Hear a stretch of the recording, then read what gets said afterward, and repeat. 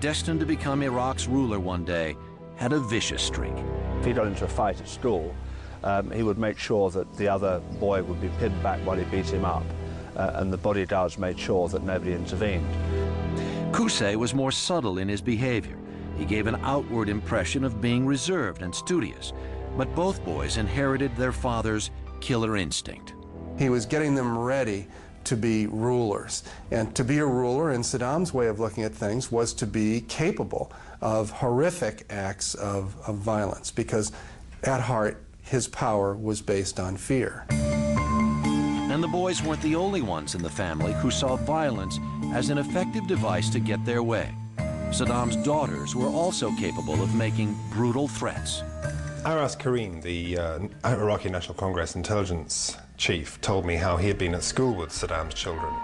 And one day when they were elementary school, he heard Saddam's daughter Ragad talking to her mother, Sajida, the principal of the school, saying that she was going to rip out her teacher's vagina if she didn't do what she wanted. Well, that gives an indication of just how there was no kind of boundary in terms of behavior imposed in the household, and indeed outside it, by Saddam or his wife. Saddam set a good example as a bully. In 1979, he forced his cousin, Ahmad Hassan al-Bakr, to resign as president of Iraq. Saddam had finally muscled his way into the top post. With the Husseins as its first family, Iraq would enter into one of the darkest periods in its history.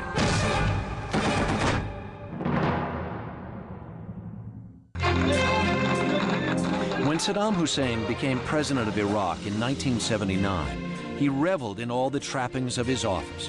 His family now had all the privileges of their new status in society. They lived in opulent homes and dressed expensively, while most of the Iraqi people lived in abject poverty. Sajida Hussein made many shopping excursions to Paris and Geneva for clothes and jewelry. Saddam believed this ostentatious lifestyle increased his stature. He's not particularly interested in having the kind of stature that comes from actual accomplishment, from winning the hearts of people. To Saddam, his idea of something of lasting value was a marble palace where every brick is stamped with his initials. I mean, to him, that's what would ensure him a place in history. And Saddam took nothing for granted when it came to protecting his turf. On July 22nd of the year he took office, he called a meeting to expose those in the Ba'ath Party he claimed were traitors. Nobody knew whose name would appear next. So you can imagine 250 of the most senior people in Iraq sitting in this hall, dying inside, waiting to see whether their name is mentioned too, because they knew that once their name is mentioned, they are dead. 21 senior members of the party were identified. Saddam, at this point, expresses his gratitude to the remaining 180 or so, and says, as a reward for your loyalty to me, you will have the honor of serving as the firing squads for your colleagues tomorrow morning at dawn. So this made them all complicit also in his own total control through terror. The Ba'ath Party and Saddam's relationship to it began to transform into the kingdom of Saddam Hussein. Saddam may have achieved absolute power in the political arena, but this ego-inflating victory began to complicate his personal life. Saddam became a womanizer, and he started having mistresses, and he neglected his wife, Sajida. And of course, this built up a lot of resentment towards him within the family.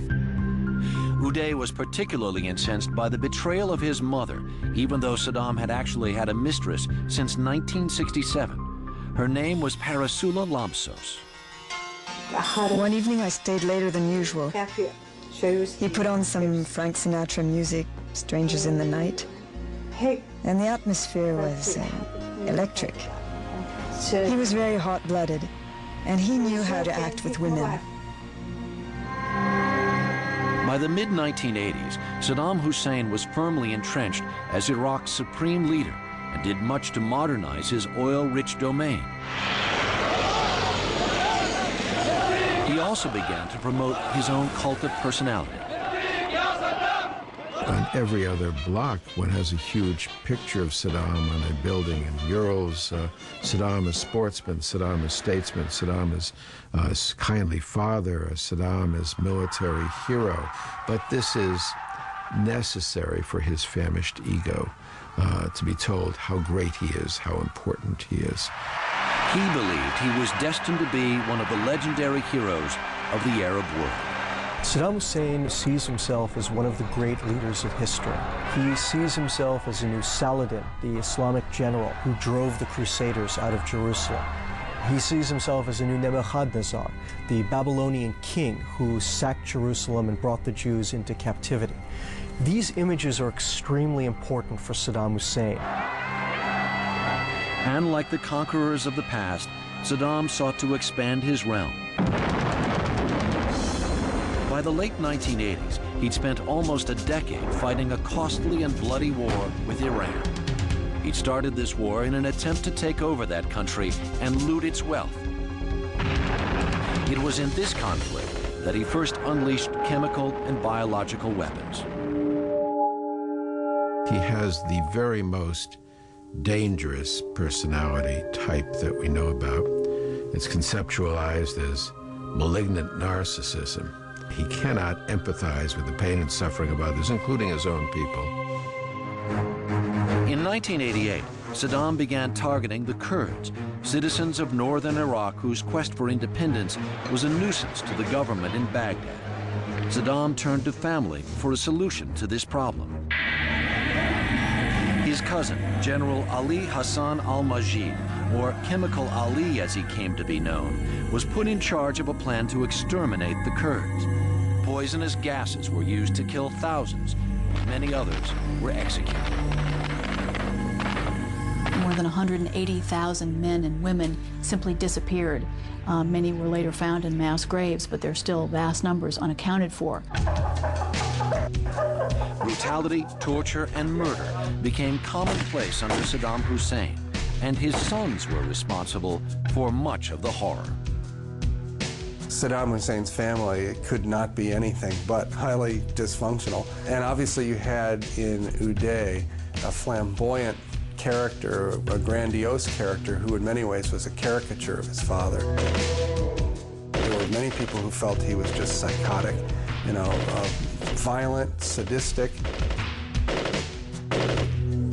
His other son, Qusay, was much more like Saddam, apparently, in that he lived his life, you know, with a certain amount of discipline, although he clearly shared all of the goals of his father and employed the same kinds of methods that his father employed throughout his life.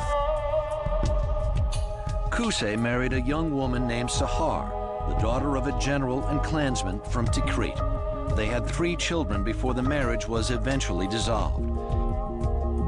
By contrast, Uday married 3 times, once to the daughter of his second cousin, Chemical Ali.